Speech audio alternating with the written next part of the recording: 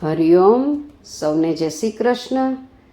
ગયા પાઠમાં આપણે દક્ષિણના આચાર્ય વિશે જોયું અને આજે આપણે જ્ઞાન, ભક્તિ અને વૈરાગ્ય વિશે જોઈશું. ભક્તિ ગુજરાતમાં ઘરડી થઈ. ઘરડી થઈ એટલે ખબર છે બધું, પણ ભક્તિ કરવાની ઈચ્છા ન થાય. ધર્મને જાણવા છતાં તેનું આચરણ ન કરનાર અધમ છે. આપણું પણ એવું જ છે. આપણી ભક્તિ અધિક માસ, શ્રાવણ માસ, જાત્રાના સ્થળો અને તહેવારોમાં યુવાન થઈ જાય ત્યારે આપણે ગાંડા થઈ જઈએ અને જેવું એ બધું પતે એટલે ભક્તિ ગરડી થઈ જાય. સમજ્યા વિના દેખાદેખીથી કરેલી ભક્તિ ઘરડી ભક્તિ કહેવાય. ભક્તિમાં દમ કે આડંબર ન હોવો જોઈએ. ભક્તિ દેવી બોલ્યા, હું વૃંદાવન આવી ને યુવાન બની છું, પરંતુ મારા 2 પુત્રો જ્ઞાન અને વૈરાગ્ય ઘરડા જ રહ્યા. વૃંદાવનમાં ભક્તિ છે, વૃંદાવનમાં જ્ઞાન વૈરાગ્ય કોને કહેવાય એનો કોઈને ખ્યાલ નથી. નારદજીએ કહ્યું, કલિયુગમાં ભક્તિનો મહિમા વધવાનો, પણ જ્ઞાન વૈરાગ્યની ઉપેક્ષા થશે. તેથી કળિયુગમાં જ્ઞાન વૈરાગ્ય કમજોર થઈ જશે. ભક્તિદેવીએ નારદજીને પૂછ્યું કે કળિયુગનો આવો પ્રભાવ હોવા છતાં પરીક્ષિત રાજાએ કળિયુગને કેમ જીવતો રાખ્યો? નારદજીએ કહ્યું, કળિયુગમાં 2 સદ્ગુણ છે. એક કે મનથી કરેલા પાપની સજા નથી. બીજું કે મનમાં કરેલું સત્કર્મ એ પણ ભગવાનને ચોપડે લખાય. અને કળિયુગમાં નામ સ્મરણનો ખૂબ જ મહિમા છે. નારદજીએ કહ્યું કે હે ભક્તિ દેવી, તમે ભગવાનને ખૂબ જ પ્રિય છો. તમારા બોલાવવાથી તો ભગવાન નીચ લોકોના ઘરોમાં પણ ચાલી આવે છે. ભગવાનને તો પ્રેમ જોઈએ છે. એક્ઝામ્પલ જોઈએ. એક ભક્ત સેનાનાઈ એટલે વાળંદ એટલે કે બાર્બર હતો. તેમણે ઘરમાં કહીને રાખ્યું હતું કે હું સેવા પૂજા કરું ત્યારે કોઈ પણ આવે તો હમણાં પૂરતી ના પાડી દેવી કે હમણાં સેનાનાઈ નથી. એક દિવસ રાજાનો સિપાઈ આવ્યો. તેણે કીધું કે રાજા હજામત એટલે કે સેવિંગ કરવા બોલાવે છે. ત્યારે તેની પત્નીએ વાળંદના કીધા પ્રમાણે એટલે કે બાર્બરના કીધા પ્રમાણે ના કહી દીધી. રાજાનો સ્વભાવ ગુસ્સાવાળો એટલે ભગવાનને ચિંતા થઈ. તરત જ ભગવાને વાળંદનું રૂપ લઈ રાજાની ત્યાં પહોંચી ગયા. વાળંદ એટલે કે જે ભગવાન વાળંદ બન્યા હતા તે એ દાઢી કરે છે. ત્યારે એક વાટકીમાં એમણે પાણી લીધું છે. રાજાએ નજર નીચી કરી તો જે વાટકીમાં પાણી હતું તેમાં વાળંદનું મોઢું દેખાવાની જગ્યાએ ભગવાનનું રૂપ દેખાતું હતું. પછી ઉપર જુએ તો વાળંદ દેખાય, પાછું વાટકીમાં જુએ તો ભગવાન દેખાય. ભગવાનના હાથનો સ્પર્શ થવાથી રાજાને આનંદ થઈ ગયો. રાજાએ ખુશ થઈ સોનામોરો આપી. એ સોનામોરો ભગવાને સેનાનાઈના ઘરના ગોખલામાં મૂકી. ગોખલો એટલે વન ટાઈપ ઓફ એક hollow deep square in a wall. એટલે એ ગોખલામાં મૂકી અને ભગવાન અંતર્ધ્યાન થઈ ગયા, ગાયબ થઈ ગયા.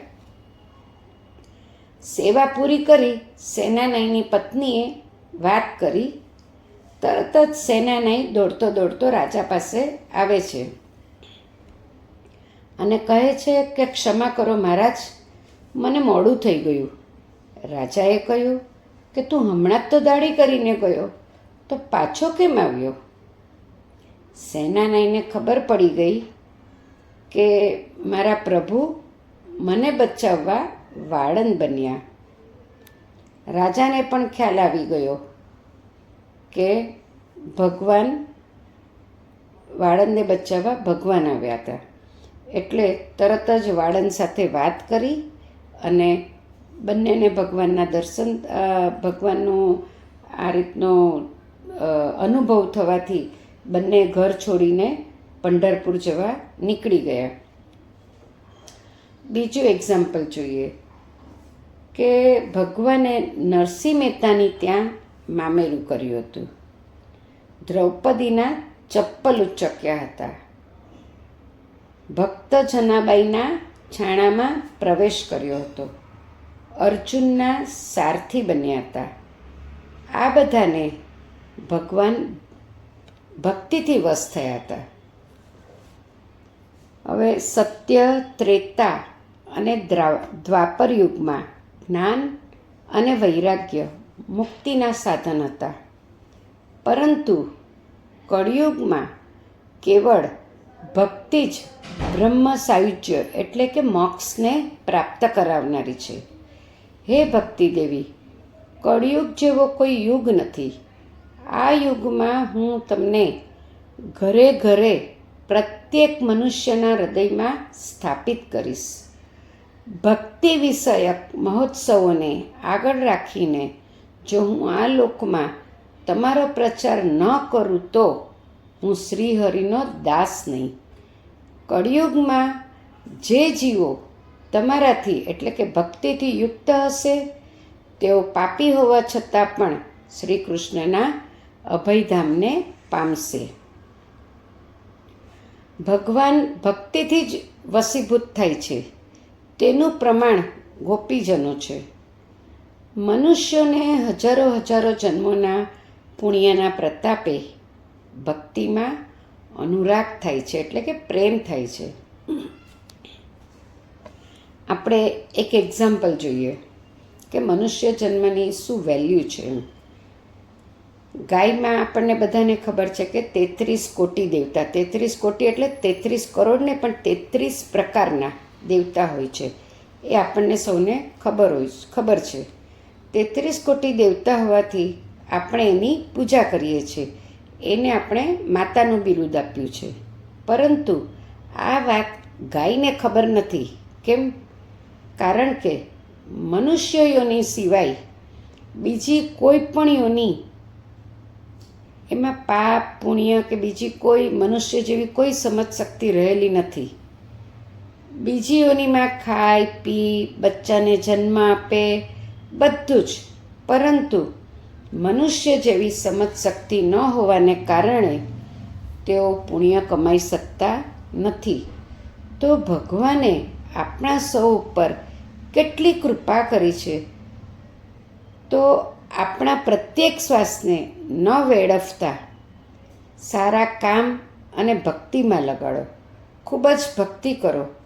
ભગવાન કરતાં ભગવાનના નામમાં દિવ્ય શક્તિ છે. જો ભગવાનના દર્શનમાં એટલી શક્તિ હોત તો રાવણ, કંસ અને દુર્યોધનના અભિમાનનો નાશ થયો હોત. ભક્તિનો તિરસ્કાર કરનાર દુર્વાસા ઋષિએ ભારે કષ્ટ વેઠવું પડ્યું હતું. એ આપણે પાર્ટ 3માં જોયું. ભક્તિદેવીએ કહ્યું કે હે સાધુ, તમે મહાકૃપાળુ છો. તમે ક્ષણવારમાં જ મારું સઘળું દુઃખ દૂર કર્યું. પરંતુ હજુ મારા પુત્રોમાં ચેતના આવી નથી. તમે એને તત્કાળ સચેત કરો એટલે કે જાગ્રત કરો એટલે કે જગાડી દો. નારદજીએ કહ્યું, દેવી વિષાદ છોડો એટલે દુઃખ છોડો, હમણાં દુઃખ ન કરો એમ. ભગવાન તમારું કલ્યાણ કરશે. હું તમારા પુત્રોને જગાડું છું, યુવાન કરું છું. નારદજીએ જ્ઞાન વૈરાગ્યને જગાડવા કાનમાં વેદ મંત્રનો ઉચ્ચાર કર્યો છે, છતાં એ બંને જાગ્યા નહીં. ઉઠે ખરા પણ પાછા સૂઈ જાય. જેમ આપણને કેમ કોઈ ધક્કા મારીને આવી કોઈ સારી એક્ટિવિટીમાં આપણને મોકલે, આપણે જઈએ ખરા પણ પછી એ કન્ટિન્યુ કરીએ નહીં, આપણે પાછા ઘર ભેગા થઈ જાય. તો આપણું પણ એવું જ છે. આપણામાં પણ આપણી પાસે પણ કોઈ એવું તકલીફમાં આપણે હોઈએ ત્યારે વૈરાગ્ય જાગે અને માનતા માનીએ, બાધા રાખીએ, કેટલું એ કરીએ.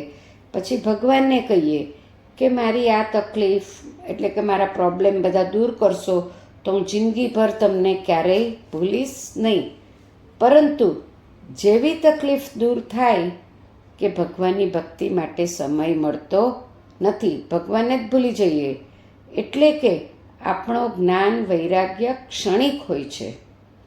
સ્મશાનમાં જઈએ ત્યારે વૈરાગ્ય જાગે અને જેવા ઘરે આવે વૈરાગ્ય ગાયબ થઈ જાય. કથામાં પણ વૈરાગ્ય જાગે. આપણે કથા સાંભળવા જઈએ તો ત્યારે તો આપણે એટલા ડાયા થઈ ગયા હોય ને ત્યારે તો આપણને બહુ વૈરાગ્ય જાગે. પણ જેવા કથા મંડપની બહાર પગ મૂકો કે સાંસારિક વાતો ચાલુ થઈ જાય. એટલે કે આપણામાં પણ જ્ઞાન અને વૈરાગ્ય કાયમ નથી ટકતો. નારદજી વિચારે છે કે જ્ઞાન વૈરાગ્યના કાનમાં વેદ ઉપનિષદના મંત્રો સંભળાવવાથી પણ કાયમ માટે જાગતા નથી. એટલામાં આકાશવાણી થઈ કે હે નારદ, જ્ઞાન વૈરાગ્યને જગાડવા સત્કર્મ કરો, સત્કર્મ.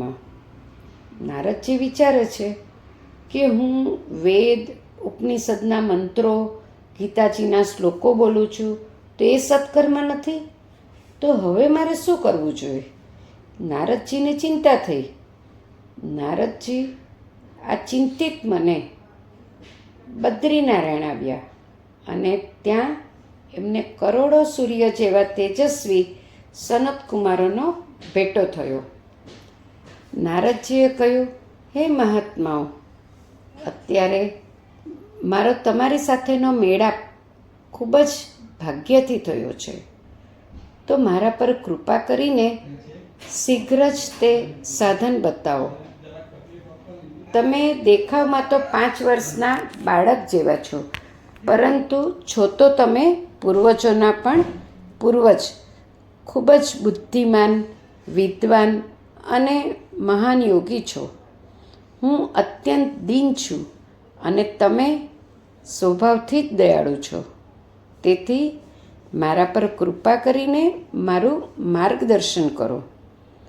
સનતકુમારોએ નારદજીની ચિંતાનું કારણ જાણીને કહ્યું, નારદ, ભાગવતની કથા જેવું બીજું કોઈ સત્કર્મ નથી. હવે આપણે આગલા પાર્ટમાં જોઈશું. તમને સૌને મારો વિડીયો ગમ્યો હોય તો લાઈક, કમેન્ટ અને સબસ્ક્રાઈબ જરૂરથી કરજો, જેથી આવનારા વિડીયોના નોટિફિકેશન્સ તમને સૌને મળતા રહે. Thank you. સૌને જય શ્રી કૃષ્ણ. ફરી મળીશું નેક્સ્ટ પાર્ટમાં.